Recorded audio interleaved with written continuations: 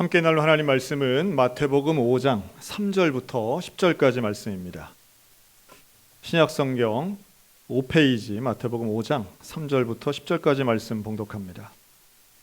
심령이 가난한 자는 복이 있나니 천국이 그들의 것이며, 애통하는 자는 복이 있나니 그들이 위로를 받을 것이며, 온유한 자는 복이 있나니 그들이 땅을 기업으로 받을 것이며, 의에 줄이고 목마른 자는 복이 있나니 그들이 배부를 것이며, 긍휼히 여기는 자는 복이 있나니 그들이 긍휼히 여김을 받을 것이며, 마음이 청결한 자는 복이 있나니 그들이 하나님을 볼 것이며, 화평하게 하는 자는 복이 있나니 그들이 하나님의 아들이라 일컬음을 받을 것이며, 의를 위하여 박해를 받은 자는 복이 있나니 천국이 그들의 것임이라.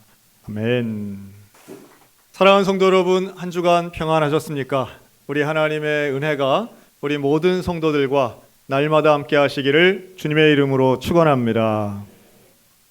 우리 3년 만에 우리 권사님들 얼굴을 이렇게 뵈니까 더 젊어지신 것 같고, 더 예뻐지신 것 같고 그렇습니다. 오늘 너무 감사하고요. 2부 때는 제가 비슷한 얘기를 했더니 우리 권사님들이 60대 소녀들이 아멘 하시더라고요. 그래서 그건 하나님 말씀은 아닌데 제가 그냥 느끼기에 그렇습니다. 자, 오늘은 마카리오스라는 제목으로 함께 말씀을 나누겠습니다. 마태복음 5장에는 예수님이 제자들을 산 꼭대기, 산 위의 언덕에서 가르치셨다. 그래서 산상수훈이 기록되죠. 근데 이 산상수훈에서 가장 유명한 것이 바로 팔복에 대한 가르치심입니다. 그리고 이 팔복에서 복에 해당되는 단어가 바로 이 마카리오스라고 하는 단어입니다. 우리는 모두가 복을 좋아하고 또 복 받기를 원하고 있습니다. 그런데 재밌는 건 예수님이 이 복에 대해 설명하시면서 우리가 일반적으로 받기를 원하는 복과는 좀 다른 형태의 단어를 말씀하세요. 즉 가난, 애통, 굶주림, 박해, 욕먹는 것, 이런 것들을 비유적으로 사용하시면서 복이라고 말씀하고 있습니다.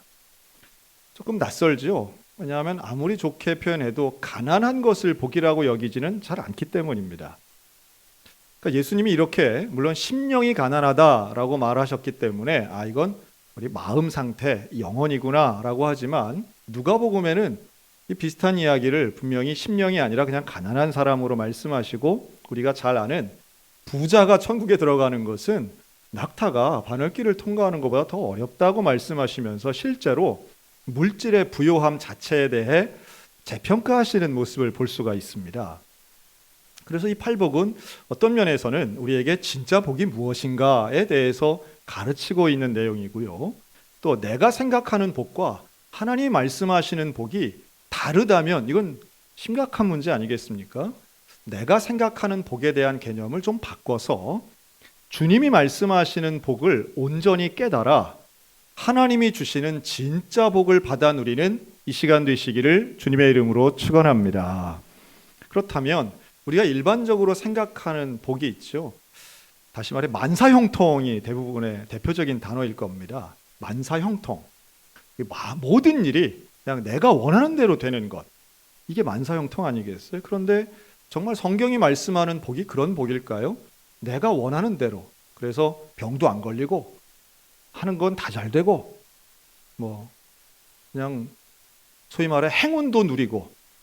제가 이런 질문 한번 드릴까요? 하나를 심어서 하나를 거두면 이거 복입니까? 아닙니까? 하나를 심어서 하나를 거둬요. 근데 우리는 하나를 심어서 한 10은 거둬야지. 근데 우리 믿는 자들은 10도 잘 성이 안 차잖아요. 한 100배는 거둬야지. 그래야 이제 좀 복이지, 이렇게 생각하는 경향이 있는 것 같아요. 그러나 예수님이 정말 그런 말씀이실까? 만사형통이나 100배의 결실, 이것은 아주 특별한 일이고요. 만사형통은 사실상 현실에서는 거의 존재하지 않는다라고 봐야 되겠죠. 그렇다면 또 하나님이 주시는 복이 선별해서 주시는 것 아니라 최소한 우리가 예수를 잘 믿는 사람에게는 모두 주신다라고 하면 그런 만사형통의 복은 좀 다르게 해석이 돼야 되겠죠. 그런 면에서 오늘 이 복은 마카리오스는요, 우리가 소위 말하는 행복, 해피니스라고 하는 단어죠. 이것과는 좀 구분되어서 좀 봐야 되겠다 하는 말씀을 먼저 드립니다. 해피니스와는 좀 다른 복. 굳이 영어로 따진다면 blessing, blessed라는 말을 쓸 수 있는데요. bless는 우리말로 하면 축복이 되겠죠. 하나님이 주시는 복입니다.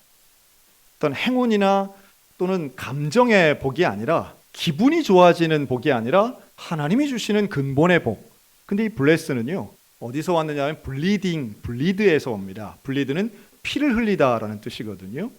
다시 말해 하나님이 주시는 복은 예수 그리스도의 보혈의 희생의 근거로 한 복이라고 말씀드릴 수 있습니다. 예수님이 나를 위하여 십자가에 피 흘리시고 그를 통하여 우리를 구원해 주신 이 놀라운 구원의 복, 영생의 복, 천국의 복이 오늘 우리 모두 가운데 믿어지시고 또 경험되어지시고 평생 동안 누리게 되시기를 주의 이름으로 축원합니다. 그런 면에서 오늘 팔복 중에 다 말씀드리긴 좀 길고요. 오늘 첫 번째 복, 심령이 가난한 자에 대해 오늘 좀 말씀을 나누려고 그래요. 앞으로 몇 주 동안 이 마카리오스 복에 대해서는 말씀을 나누게 될 것입니다. 이 가난에 대한 특징을 좀 본다면, 여러분, 가난은 누가 뭐라 해도 결핍이죠. 일반적으로 우리는 돈 없는 걸 가난하다라고 표현합니다. 그런데 돈 없는 것만이 가난은 아니죠. 정서적 가난도 있습니다.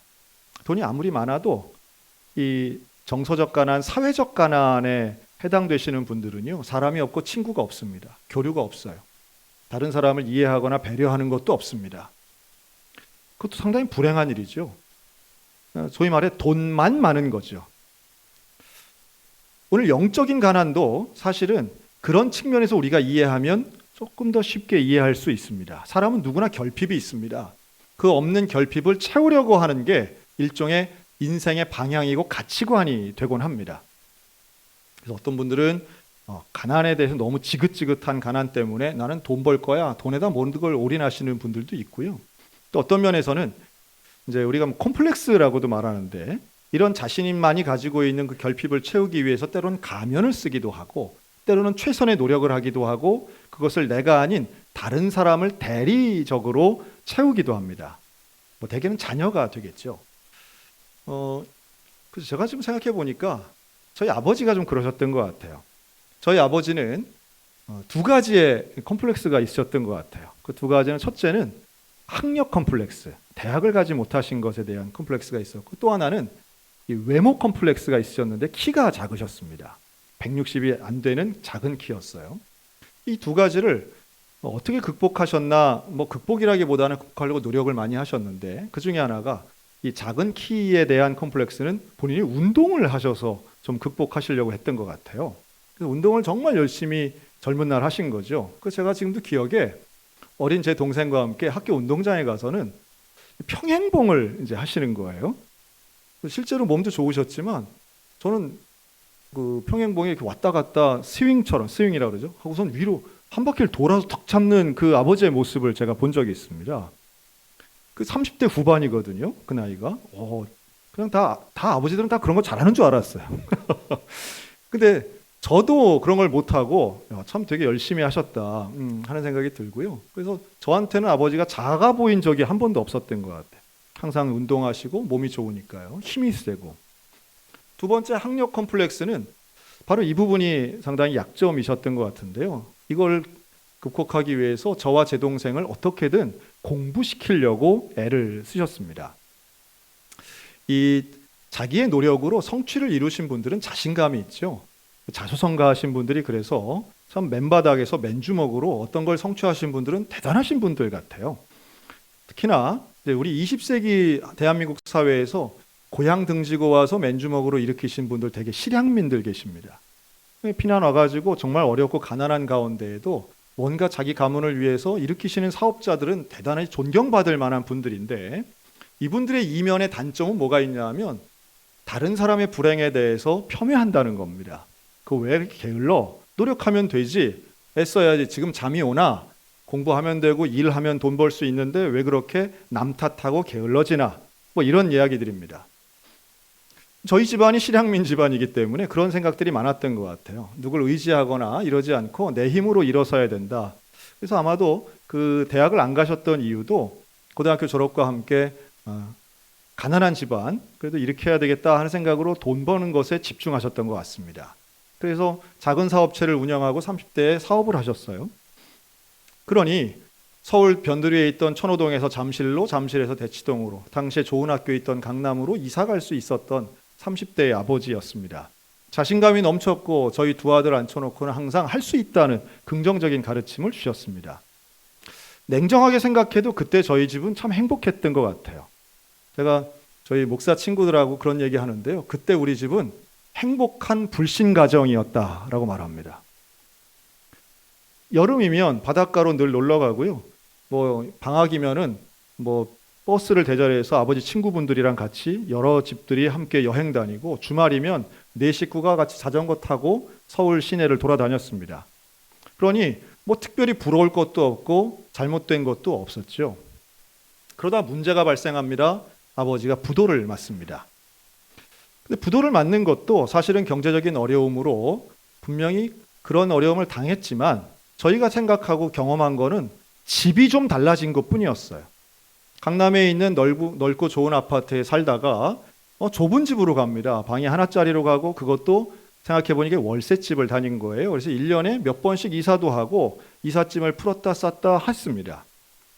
친구 집에 가면 압구정동, 서초동, 청담동 가면 좋은 집들 있고 더 좋은 차들 많이 봤는데요. 신기한 건 그때 저는 그런 게 하나도 부럽진 않았습니다. 야, 다 대단하다, 참 좋아 보이긴 했는데 그렇다고 해서 내 인생이 불행하다고 생각하지 않았던 것 같아요. 신통하긴 한데 왜 그랬을까 생각해보면 이유는 하나였습니다. 아버지가 출근하진 않았지만 우리와 시간을 많이 보내고요. 저녁이면 네 식구 앉아서 과일 하나 까먹으면서 도란도란 얘기했습니다. 더 이상 여행 가지 않고 놀러 다니지 않았지만 가족이 행복하게 지냈어요. 신기하죠? 제가 나이가 들어서, 그때는 어릴 때는 그게 당연하게 생각했지만 나이 들어 생각해 보니까 원리를 발견할 수 있더라고요. 여러분, 가난해지는 거는요, 돈이 없어지는 겁니다. 그런데 돈만 없어지는 가정이 돼야 되죠. 대개 가정이 불행해지는 이유는요, 돈이 없어지면서 파생되는 다른 문제들이 생기기 때문입니다. 돈이 없어지면 불편해지죠. 불편해지면 불평하기 시작합니다. 불평을 통해 갈등이 일어나면 그때부터 불행해지는 겁니다. 근데 불평하지 않았던 것 같아요. 집이 좀 작아져도, 이사를 좀 자주 다녀도, 철따라 옷 못해 입어도 그래도 불평하지 않았더니 가족끼리는 행복하게 지냈습니다. 그런데 단 한 번 충격적인 사건을 경험했는데요. 그때 중학생이었습니다. 저와 제 동생이. 바로 그렇게 친하게 지내던 아버지의 친구분이 집에 와서 꿔간 돈 갚으라고 폭언을 했던 겁니다. 그때 참 충격이었습니다. 그렇게 친하게, 그렇게 잘해주시던 분이 나중에 그게 얼마인가 보니까 그렇게 큰 액수도 아니었어요. 물론 돈 꾸고 늦게 갚는 건 잘못된 일입니다. 반드시 갚아야 되겠죠. 그러나 어린 저와 제 동생에는 그것 상당히 큰 충격이었습니다. 돈이 없구나. 돈이 없으면 이런 수모를 당하는구나. 그리고 어린 동생에게도 그런 얘기했습니다. 야, 우리는 공부 열심히 해야 돼. 야, 엄마 눈에 눈물 흘리지 않도록 우리 공부 열심히 해야 돼. 우리가 할 수 있는 건 그런 거야.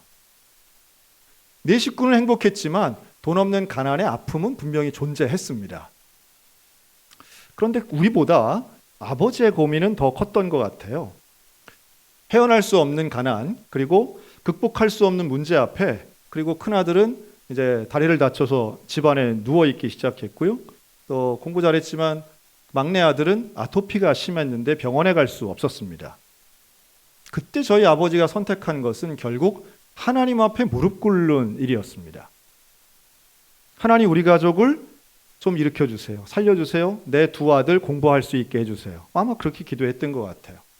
병원에 갈 수 있도록 최소한의 수입이 있게 해달라고도 기도했던 것 같습니다. 아마도 그것이 아니었다면, 그러한 여러 가지의 정황이 아니었다면 절대로 하나님 앞에 무릎 꿇었을 뿐이 아니었다라고도 생각이 듭니다. 육체를 단련하고 사업을 키우는 일은 내가 할 수 있었지만 이후에 밀려오는 불행한 일들에 대해서는 내 능력으로 막을 수 없었다는 것이 아버지의 고백이었던 거죠. 참 놀랍게도요, 아버지가 경제활동을 하지 못할 때 그 다음부터는 어머니가 나가셔서 돈을 버셨습니다. 미용실을 시작하셨는데요. 이게 너무 잘 됐습니다. 어느 정도로 잘 됐느냐 하면 그때 당시 제가 출석하던 교회는 대치동에 있던 우리 교단 교회 중에 가장 큰 교회였는데요. 그 교회에서 11조를 제일 많이 하셨습니다. 몇 년 만에 이루어낸 정말 기적 같은 일이었습니다. 그래서 저희 부모님이 간증도 몇 번 하셨어요. 근데 저와 제 동생은 별로 달라지지 않았습니다. 그저 월세방을 다니다가 다시 전에 살던 그 아파트로 이사간 정도였습니다. 어린 나이였지만 그때 생각한 것은 돈은 정말 순식간에 사라지기도 하고 순식간에 생기기도 하는구나. 물질의 주인은 하나님이시구나. 그때 성령 세례를 받고 성령 충만했던 제 입장에서는 하나님 살아계시는 것을 100% 확신하고 있었기 때문에 이 일들을 이루시는 분은 하나님이시고 어렵고 고난당하는 우리에게 폭언을 했던 아버지의 그 친구분 예수 믿지 않는 게 오히려 불쌍할 정도였습니다. 생각해보면 우리에게 임했던, 우리 가정에 임했던 마카리오스 그 복은 가장 가난했을 때, 가장 힘들었을 때, 가장 막막했을 때에 천국을 경험하고 하나님을 찾던 복이 아닐까 생각이 듭니다. 여러분, 심령이 가난하다는 건 다른 말이 아닙니다. 하나님을 찾는 것입니다. 하나님 외에는 다른 방법이 없고 다른 도움이 없음을 고백하는 일입니다. 우리가 기도할 때 마찬가지예요. 하나님을 간절히 찾으면 누가 간절히 찾겠습니까? 다른 방법이 없을 때 하나님을 찾게 되는 거예요. 이게 부자들은 잘 안 되는 거예요. 다른 게 있고 믿을 만한 게 있고 의지할 게 있는 사람들은 하나님께만 집중하는 게 잘 안 돼요. 그래서 부자 자체가 나쁜 것이 아니라 하나님께 집중할 수 없는 심령이 가난해지지 않는 부자들의 마음들은 하나님의 복, 마카리오스의 복, 천국의 복을 누리기가 어렵다는 말씀이죠. 여러분, 오늘 우리에게 심령이 가난한 상태가 되신 분들이 계실지 모르겠습니다. 하나님 외에는 방법이 없습니다. 하나님 외에는 다른 길이 없습니다 라고 하시는 분, 이 시간 하나님을 찾는 심령이 가난한 자가 되어 하나님이 주시는 복 마카리오스를 누리시기를 주의 이름으로 축원합니다. 그러니 진짜 복은 하나님을 발견하는 거예요. 진짜 복은 그 하나님을 발견하고 하나님을 만나서 천국을 경험하는 거예요. 하나님이 다스리시는 나라가 천국 아닙니까? 그래서 하나님을 찾아야 돼요. 하나님께 집중하고 하나님 간절히 바라는 사람에게 우리 하나님은 분명히 만나 주실 줄로 믿습니다. 우리가 그런 얘기하죠. 여러분, 영화 보면 영화 보고 이제 뭐 봤어? 그러면 그 영화 재밌어? 이렇게 우리가 물어볼 때가 있습니다. 그 영화가 코미디나 액션이 아니어도 뭐 눈물 쏙 빼는 슬픈 영화에도 재밌냐고 물어볼 때가 있어요. 그러면 그 영화 재밌다고. 그 말 한마디에 다 들어있잖아요. 그런데 그 재밌다고 말하는 분들의 공통점이 있습니다. 그것은 뭐 영화의 완성도 이런 거보다도 내가 집중해서 보면 재밌게 느끼는 거예요. 그렇죠? 사람은 자기가 몰입이라고도 얘기할 수 있겠고 집중이라고도 할 수 있겠는데요. 본인이 집중하고 몰입하면 다 재밌게 느껴집니다. 다 좋아요. 그런데 우리 인생 중에 쉽게 몰입할 수 있는 것들이 있습니다. 노력하지 않아도 몰입하고 집중할 수 있는 건 그렇게 안 좋은 것들이 대부분인 것 같아요. 뭐 대표적으로 예를 들면 도박 같은 거. 도박은 노력해서 몰입이 아니라 그냥 쉽게 빠지는 거죠. 뭐 음란물 같은 거, 중독. 이건 노력하지 않고 그냥 빠져 들어가는 겁니다. 뭐 게임도 마찬가지죠. 요즘은 우리나라 40대의 게임 중독이 그렇게 높아졌다고 하더라고요. 게임을 그냥 여성분들의 게임 중독도 되게 높은 모양이에요. 스마트폰 중독 이런 건 뭐 누가 노력하지 않고 공부하지 않아도 그냥 쉽게 들어가는 몰입들입니다. 근데 이런 몰입 말고 정말 좋은 몰입, 하나님 앞에 집중하는 것은 훈련과 인내가 필요한 일입니다. 여러분, 기도에 집중한다 말은 그런데요. 여러분 얼마나 집중해 보셨습니까? 예배에 집중한다. 난 예배 드리는 게 너무너무 집중돼서 시간 가는 줄 모르겠어 라고 생각한다면 그런 경험 우리에게 좀 사모돼야 되지 않겠어요? 작년에 우리 교회 외부 강사 한 분 오셨었는데요. 그때 설교를 좀 길게 하셨어요. 그래서 예배가 한 1시간 20분 되니까 막 가시더라고요. 그냥 그런 분들 계시더라고요. 우리가 조금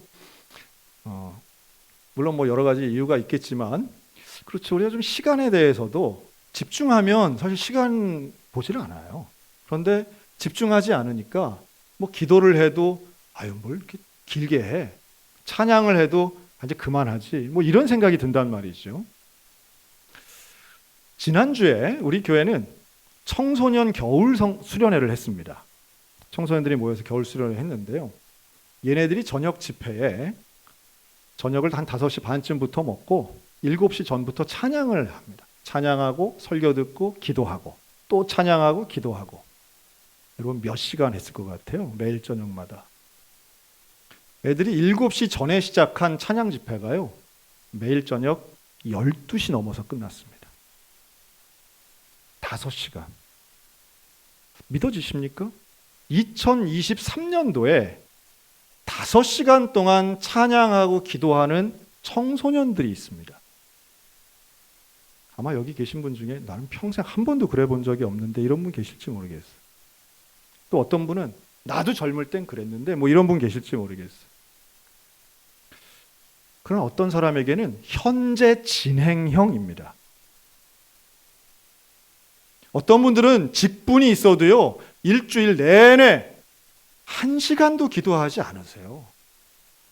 어떤 분들은 지난 일주일 동안 여러분 성경 과연 몇 장이나 읽어보셨습니까? 그게 경건의 최고나 전부는 아닐지라도 우리는 말은 기도해야지라고 하지만 실제로는 15살짜리만큼도 기도하지 않는 삶을 우리는 지금 살고 있어요. 어떤 면에서는. 그러면서 우리가 하나님의 은혜를 어떻게 누릴 수 있겠습니까? 이 아이들이 5시간 동안 집회하는 게 억지로 되겠습니까? 뭐 돈 받으면서 하겠습니까? 애들이 너무 신나서 땀을 뻘뻘 흘리면서 뛰면서 찬양합니다. 그리고 그 아이들이 이제 다음 주면 필리핀에 단기 선교를 갑니다. 애들이 진지하게 찬양합니다.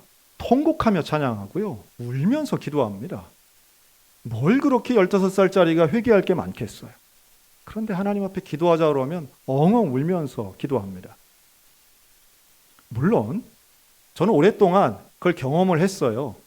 그러한 청소년, 청년들이 수련회 때는 그렇게 열심히 기도하는데 25살, 35살이 되면 교회를 떠나고 예수님 안 믿는 것처럼 살아가는 아이들 많이 봤습니다. 아마 이름을 쓰라고 해도 수백 명 쓸 수 있습니다. 그런데 저에게는 또 하나의 믿음이 있습니다. 그러면 16살, 17살 때 눈물을 흘리면서 기도했던 경험이 의미 없는 것인가? 라고 하는 거예요. 차라리 그 시간에 수련회 안 가고 공부하는 게 더 낫었나? 라고 생각할지도 모르겠습니다. 그러니까 저에게는 확신이 있는데 단 한 번이라도 인생 가운데 성령을 경험하고 천국을 경험한 사람은 하나님 아버지 앞에 다시 돌아올 줄로 믿습니다. 다시 돌아온다는 거예요. 언제 돌아오느냐 이게 중요한데요. 여러분 우리가 탕자의 비유를 아시죠? 탕자는 아버지의 재산을 다 탕진합니다. 먼 타국에 가서 돈을 펑펑 씁니다. 그런데 건강하고 돈 펑펑 쓸 때는 아버지 생각이 나지 않아요. 언제 생각이 날까요? 그 돈이 다 사라지고 가난해졌을 때. 사람들로부터 외면당하는 사회적 가난, 물질이 다 사라진 물질적 가난, 그 순간이 왔을 때 쥐염 열매를 주워 먹으면서 스스로 자기가 자신을 보아도 초라하고 한심한 그 영적 가난의 순간에 아버지가 생각나는 거예요. 그때 아버지가 생각나는 그 이유가 뭘까요? 아버지에 대한 기억이 있기 때문이에요. 방향을 돌이킵니다. 집으로 돌아갑니다. 내 아버지 집에는 차라리 품꾼이라면 내 아버지 집에는 종들도 밥을 먹는다. 내 아버지 집으로 돌아가자. 그리고 돌아가는 거예요. 민망하지만 아버지 볼 면목도 없지만 돌아갈 수 있는 근거는 오직 하나. 아버지가 기억 속에 있기 때문이에요. 저는 목회를 하면서 그런 분들 참 많이 봅니다. 나이가 들어서 어릴 때 그렇게 신앙 좋았다가 젊은 시절, 중년의 시절 예수 모르고 교회 모르고 내 마음대로 살다가 결국은 그 가난의 순간을 경험한 이후에 하나님에 대한 기억을 가지고 돌아온 사람들, 그분들의 눈물, 그분들의 하나님을 향한 그 갈급함, 하나님이 아니고서는 지금의 내 문제가 해결이 안 됩니다 라고 하는 그 낮아짐. 돈이 있고 건강할 때는 그 낮아짐이 생기지를 않아요. 그런데 인생의 허기가 오고 인생의 갈급함이 오고 인생의 가난함이 왔을 때 그 영적 가난 앞에 결국은 하나님 앞에 나오는 거죠. 저희 아버지가 그랬고 여기 계신 많은 분들이 그렇습니다. 그리고 아직까지도 그렇기 때문에 무엇이 복일까요? 아직까지 돌아오지 않는 사람 입장에서는 아직 건강하고 아직 살만하고 아직도 그 가난을 인정하지 못하는 분들이 돌아오지 않고 있다고도 볼 수 있습니다. 저는 복도 기억된다고 봅니다. 그 기억된 마카리오스가 결국은 심겨져 있는 마치 연화가 회개하는 것처럼 하나님 앞으로 돌아오는 그 순간 우리는 가난은 별로 좋은 것 같지 않아 보이지만 그것 때문에 하나님께로 돌아온다면 그 가난은 복이 되는 것이고 그 가난을 통하여 우리는 하나님 앞에 다시 한번 나를 채울 수 있습니다. 복은 하늘로부터 온다. 저는 이렇게 말씀드리고 싶어요. 하나님이 주시는 복이죠. 그런데 마치 폭포수가 하늘 위에서 이렇게 높은 데서 떨어질 때 그 낙폭이 크면 에너지가 더 큰 것처럼 하나님이 주시는 복을 받기 위해서 우리는 나를 좀 낮춰야지요. 고개 빳빳이 들고 서 있기보다 무릎 꿇으면 더 은혜가 임할 것입니다. 하나님 한 분밖에 없습니다 하고 그 앞에 납작 엎드리면 더 강하고 더 놀라운 은혜가 임하게 될 것입니다. 교만한 자에게는 은혜가 임하지 않죠. 교만한 사람들끼리 있는 그곳은 지옥이 됩니다. 그러나 겸손한 사람, 심령이 가난한 자가 있는 그곳은 천국이 되는 거예요. 하나님의 은혜를 갈급하고 하나님만이 나의 주인입니다. 겸손할 수밖에 없는 가난한 사람들. 여러분, 그 가난이 내게 임했다면 오히려 하나님 앞에 감사하며 천국을 소유하는 주의 백성들 되셨으면 좋겠습니다. 위로부터 오는 위로를 받으시기 바랍니다. 하나님이 부어주시는 핏값으로 사신 진짜 복을 누리시기 바랍니다. 그 복을 가지고 오늘도 천국을 경험하며 하나님의 백성으로 살아가는 마카리오스의 백성, 저와 여러분들 다 되시기를 주님의 이름으로 축원합니다. 아멘. 기도하겠습니다.